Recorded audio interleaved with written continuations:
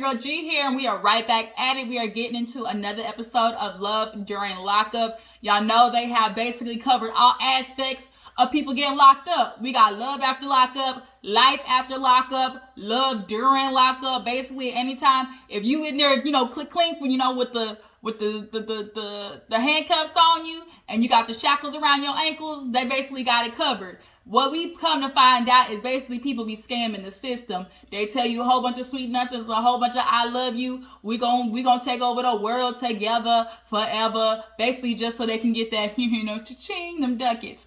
All they want is that coin. But yeah, we're gonna get into this episode of Love During Lockup because this had me dying. Especially with Indy and her crazy ass. And then Ty and this butch-headed ass Boston. I cannot. People are literally delusional. I don't know how people convince themselves of the things that they do. It's like, how do people get out of reality? I just don't understand it. I don't understand it. I am of sound mind and mental capacity. And it's bitches like Indy who just really confuse me. They honestly do. But yeah, let's go ahead and get into Love During Lockup before I tear real hard into her. I'm gonna save her for the end because I got something for that ass. But yeah, Love During Lockup, you guys. Let's go ahead and get into it. If you're new to my channel, hey, how you doing? Appreciate you for tuning in. Apologize for my voice being a little raspy. Your girl's recovering from laryngitis, so my vocal cords are a little, a little raspy, they're still recovering. So, if I sound a little harsh on the audio, I apologize, but I appreciate you for tuning in though. Okay. We're going to talk about all these people who's dumb in love. Okay. But yeah, make sure you like, subscribe, all that good stuff, tag, post, everything. Y'all know what to do. And let's go ahead and get into it. So let's go ahead and knock out the little yangs. So we have Max, his old little cornbread fed, pale, ghosty Casper ass. With his ginger hair. He is basically the fat kid, insecure kid that grew up, got muscular, and is somehow still finding a way to mess up his love life out of the self-saboteur inside of him because he's still very much insecure. He has been talking to this girl, Tara. She dipped on that ass, ghosted him, and didn't let him know that she basically was out of prison. She reached out like a week later after she was released and was like, oh, I'm sorry. I was just going through so much. I was trying to get myself situated, and still has yet to video chat him. Yet. Anybody seeing the red flags? Okay.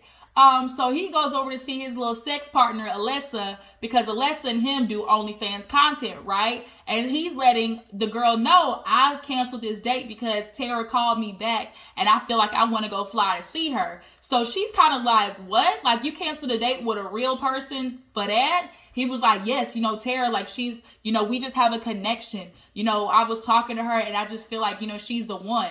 And all he can talk about is, oh my God, she's so hot. Anytime he talks about somebody, he's always like, she's so hot. She's so hot. Like, you can tell he's always trying to figure out how to get a girl, how he would technically consider out of his caliber.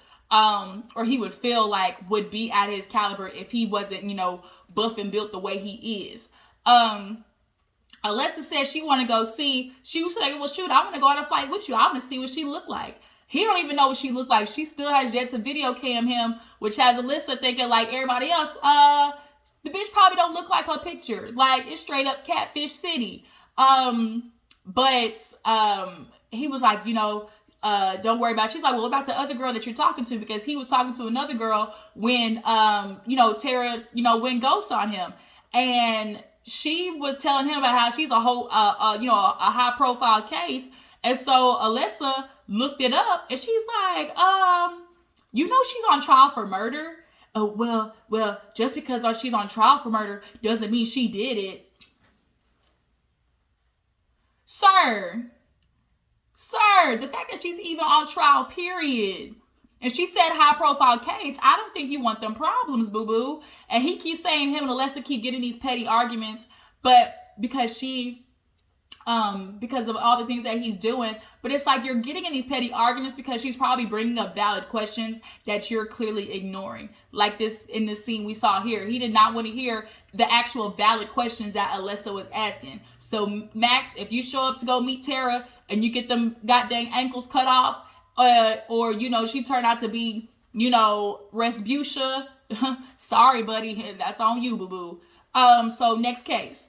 Moving on. Let's knock out Haley and Dalton. Haley, her little skinny, mini, itty, weeny Dalmatian head, went to go see Dalton, because she went to her lawyer, and her lawyer did a little bit of digging through the files, and he let her know, well, damn, he got some exes, and one of his exes actually has a case, and, she said that he owed her $500 or something, and coincidentally, you sent him $500. Those numbers match up. So now Haley's feeling like, oh my God, like, I've been used. And of course, as viewers, we just got to put on our fake shocked face like, oh, really? No. Bitch, for real? He was only lying to you to get that money? He was only lying to you so he could get commissary? Damn. So sad. Of course, we knew that was what was happening. So now, of course, she feels bad because she's like, well, damn, I done sent on this man, more money than I spent on my kid. That's a problem, Haley. The fact that you were just so willingly able to give him some money and he ain't even done shit for you. Just like his mama know her son ain't shit. She's like, he does this all the time. So Haley feels like she wants to go get answers. So she goes to try to visit Dalton for a same day pass, but they didn't allow it. He ends up calling her, and because Dalton was like, yeah, Haley just, went ghosting me. She hasn't talked to me for a week, and I've been trying to reach out to her. Like, I don't know what's going on. So when he calls and she finally answers, he's like, I wrote you a poem.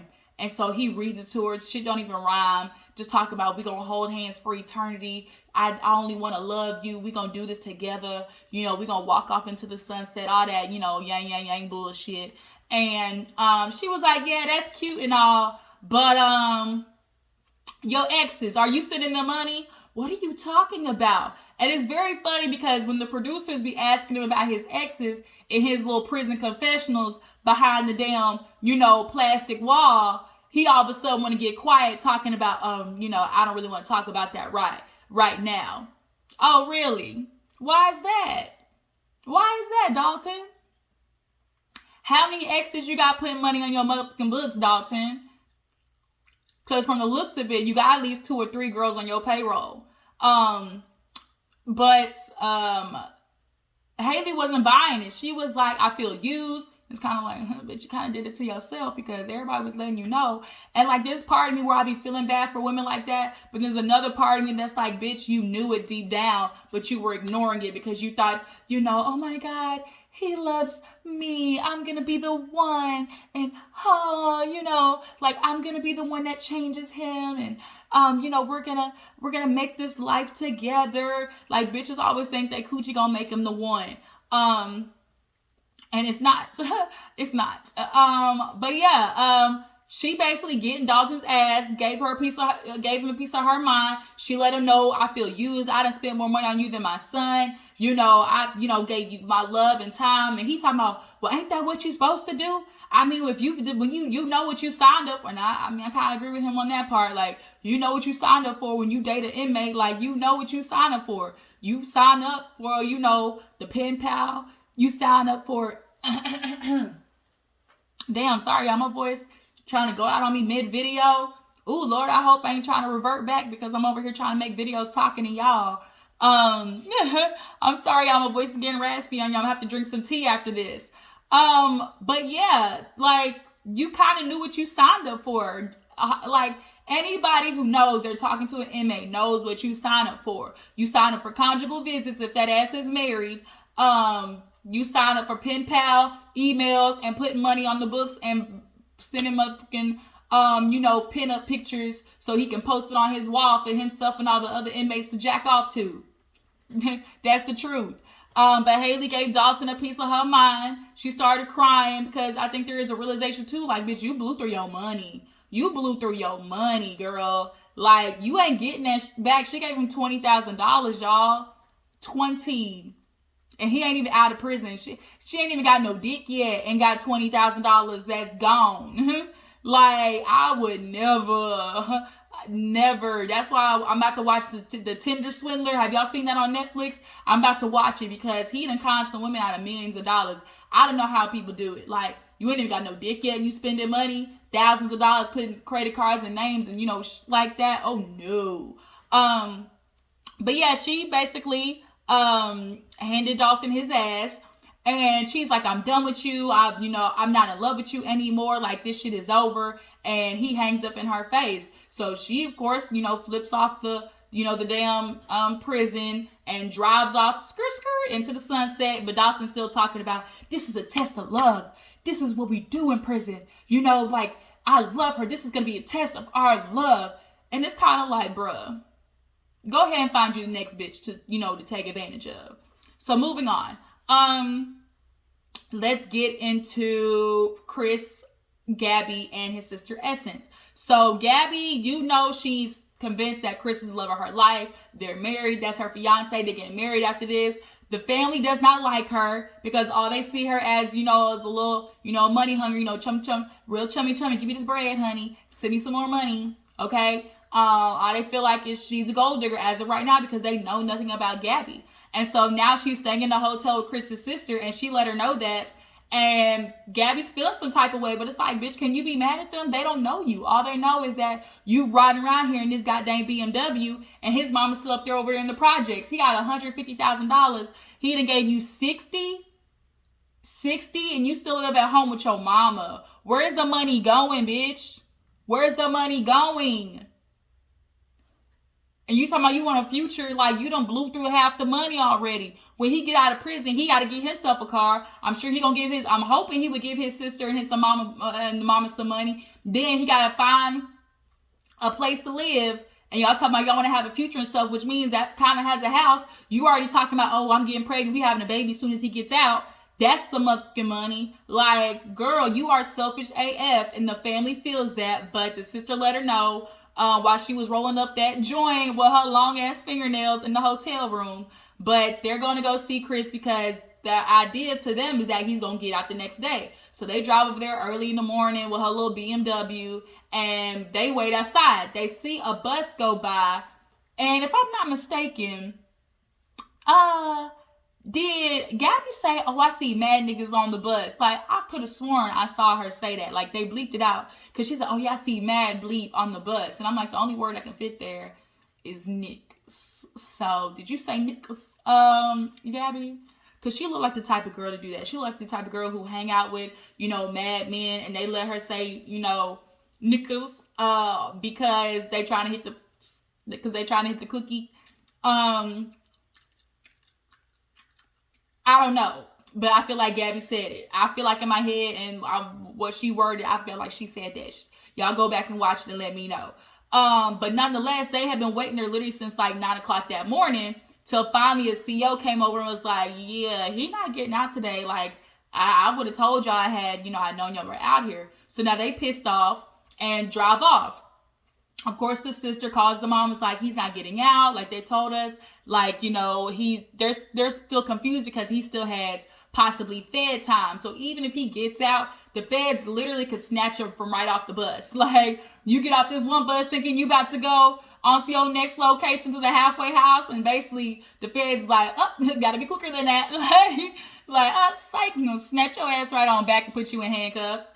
So the sister calls the mom. And so the mom, I guess, hangs up and starts, calling around for her to later call them back. They had been an hour on the road and she's like, oh, I called the higher ups and they're saying he get out tomorrow. They said it should be no later than 9 a.m. So now the sister and Gabby feel like we might as well turn back around, just get a new room and see if he's going to be there, the next day. So basically they turn around. Gabby, of course, is stressed, down boots, because she want to see her man. She want to see her black man that she wants so much because that's the only type of man she could ever love. Girl, you going to sit there and learn the hard way. These black men out here ain't going to cause nothing but chaos and confusion. Leave you with a baby. Your ass going to be at home, stressed. You done ran through all the money, no money. Sitting here trying to feed a baby with some Similac with your edges all rubbed off. You're going to be sitting in the corner shaking. That's what your ass going to be looking like, Gabby. Trust and believe. Do Chris have other kids? Does he have kids? Like, period, at all? And Gabby, I don't appreciate the fact that you just so flippantly are like, his family. Like, oh, I don't care if they like me or not. Like, if you really love somebody, you want to get along with their family. Like, that's how I feel. Like, don't make it that much harder to be with somebody. Like, try to get along with his family. But for you to be just so easy, it's like his family, like that's our money, that's our life. Like, ma'am, they've been since the inception of that, that young man. And I know you feel like because you his woman and all that you come first. But let me tell you, a boy and his mama, a black boy and his mama, it's kind of hard to come in between that. Let me tell you, okay? But yeah, we have to see, I guess, next episode if Gabby and Essence are gonna get, Chris, next time. So moving on, let's go ahead and get into, let's knock out Indy and Harry. So Indy, when she first drives down, her dumbass, like, you're driving all the way from Maryland to Oklahoma, no plan, all on the shits of this damn psychic telling you, oh, it's gonna be turmoil. Bitch, it's always turmoil. Oh, it's gonna be hard. It's always hard. Like, it's gonna, he's gonna be able to, like, she just believes in this so much that it's annoying. It's like irresponsible. It's chaotic. And I don't like it because you have a child. You're too old for this. You damn near 30 years old and you driving with your child around, having her feeling like she got this imaginary man that's her daddy pop or whatever she want to call him.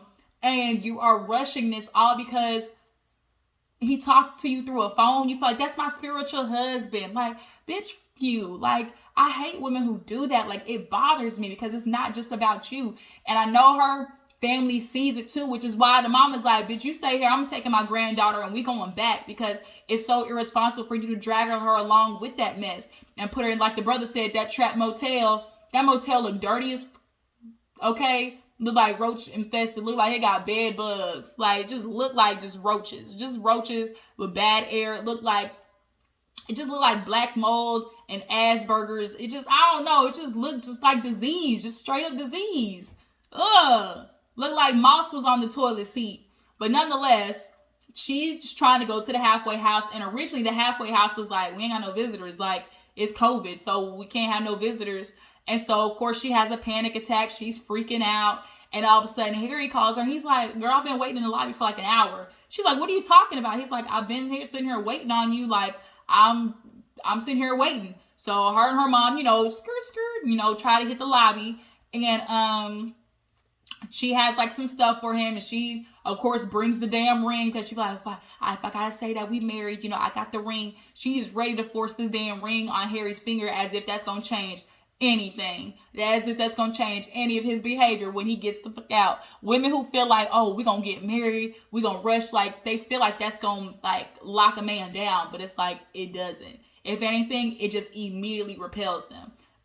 Brittany and Ray, for instance, y'all remember them from the Life After Lockup. When Ray got out, she immediately was trying to plan a wedding and have a baby and all that type of stuff.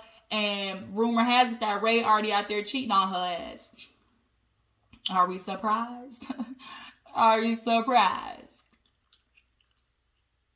Yikes. Yeah, so her mama, I love her mama. Her mama is just a vibe. When her daughter was crying,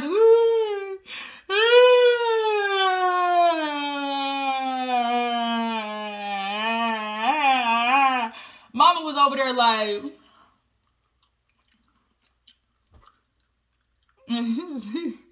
mama had me rolling. She was not here for the shenanigans. But yeah, they go in and I was like, okay, we're gonna see. And when she came out all cheesing, I was like, okay, so she must have got a chance to see him. And so she's like, well, we didn't get to touch each other, but, he was on the other side of the glass and we were just, mouthing to each other, I love you. And this, like, she was just so freaking happy. And the mama, she's like, see, mama, aren't you feeling better? She's like, I'm glad to see, that, like, he loves you. I'm glad to see that he, there's feelings. So she ends up calling the family. The sister has the family meet up with them at the motel because there's no point in her being there because he has no visitation. That like he literally only gets out to be able to go get a job, and they're monitoring his transportation. They're monitoring where he goes. So you can't sneak in nothing. Like, he gonna have to go to the job and go back to the halfway house. So that's something you should have thought of with your dope ass. So she goes back to the hotel and his family meets her there, right? First of all, can we just talk about kind of how cute her Indy's brother is? Like, he's kind of cute. He really is kind of cute, and his build is nice and everything. Like, you know, built up and not too big, you know? Like, he's just kind of cute or whatever. I'm just saying. If y'all agree, drop down in the comments. But yeah, so the family pulls up. Harry mama looked like an old school Latin drug lord. She looked like she been through some things. With the you know why you can tell, because the dark eye, the dark lip liner. When you see a mama with that dark lip, Indy's mama got it too. Now think about it, y'all. Indy mama got it too. If you see that dark lip liner with the shaded lipstick or lip gloss on the inside, they mean business, okay? They mean business. They not with the shits. But of course they hug it. Oh my God.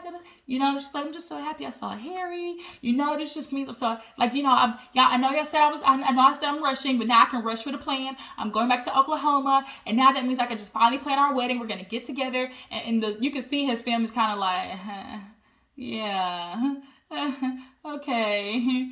So Harry calls. And of course, they're, you know, happy to see him, and everybody's on the phone talking to him. When he said, hi, mommy, the fact that he said mommy lets me know he's a mama's boy. Lets me know when he gets out, they definitely, because they are all girls and he's the one boy, I'm assuming, he definitely gets spoiled. And Harry has said that none of his exes the family has liked. Either Harry is I feel like Harry has been bringing some questionable females around. Harry looks like that type. He looks like the type of dude to bring a girl every other week, which is why they don't like them bitches, because nigga, you just brought a girl 2 months ago. Where the last girl at? You had a girl for Valentine's Day, had a girl for July 4th, had a girl for Thanksgiving, got a girl for New Year's. Like, that's the type of dude that Harry is, clearly. But nonetheless, they're talking, of course, about the plans, and she's like, yeah, my psychic told me that, you know, things are going to be crazy, and the sister was like, life is always crazy, and like, everybody started laughing because everybody knows how fucking stupid Indy sounds. So Indy's mama asked Harry mama, what you think about this? She's like, I think they're rushing. And of course, Indy's like, you're rushing. And the mama knows she's hard-headed, and a hard head make it soft behind, you know, the old ass black people saying. Indy's one of them bitches who gonna have to learn the hard way. Who gonna have to get her heart tore out, you know, thrown on the floor, stomped on, thrown in the paper shredder, then the pieces thrown into the ocean, then swallowed up by a whale, then shit it out, then swallowed up by the barnacles at the bottom, then recompost into the sand, for to build back up into seaweed, for the eels to eat it, and then for the snakes to eat the eels. Like, that is the lesson that Indy's gonna have to learn. So they're getting ready to go. Of course, they're going back to Oklahoma, and of course, we're getting the opinion from Indy's family. And they're just kind of like, this bitch is crazy. Like, talking about sidekicks. And when the damn daughter was like, oh my God, like Poppy Daddy. And you could tell even the sister, they were like, did I hear that right? Like, did she just say daddy? Like, the sister was like, what the God, you got your daughter already calling my brother daddy? Like, the fuck? He only 23. He hasn't even shown he can be a dad yet. He hasn't even shown he can be a dad yet, Indy. Like, bitches who do that piss me off, because all you're doing, you're purposely rushing your child on the man to kind of make him feel like there's an obligation. Like, you feel like, well, if it don't work, if I don't work, him feeling like he has a kid is going to work, right? Him feeling like, oh, you know, I got something to say. Like, you push that on them kind of as a guilt trip, and I don't like that shit. What's that girl? Chevelle did that with old dude. I do not like that. I do not like it. Pisses me off more than anything. Because now if he goes, like, you're messing with your child's emotions. And the way she's so excited about that makes me feel like Indy done filled her head with some bullshit. But as of right now, Harry's family and even part of Indy's family, they all looking at her like, bitch, you gonna learn. You gonna learn. So last but not least, we got Ty in Boston. We see that Ty had been talking to Hottie. She called him, or he called her, because they can't video chat, and he basically fills her head with sweet nothings. Man, Boston ain't shit. You know, she was my husband. I'm with you. I'm gonna ride with you to the top. I love you like nobody else. And then flash forward, we see he telling the same shit to Boston. You love me. You love me, daddy. Both of them just cheesing, grinning. You love me, right? What the fuck? Just two stupid ass bitches fighting over a nigga in jail. In jail. In jail, y'all. In jail. In jail. I just have to keep reiterating that. In jail.